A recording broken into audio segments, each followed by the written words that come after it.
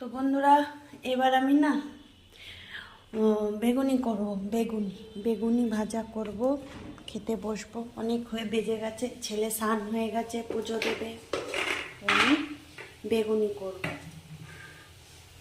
লাইটটা জ্বালিয়ে নিয়ে ওখানে জানলাটা দিয়ে না হাওয়া আসে, ভীষণ হাওয়া আসে, যার জন্য করতে পারি না রান্না। তো লাইটটা জ্বালিয়ে নিই।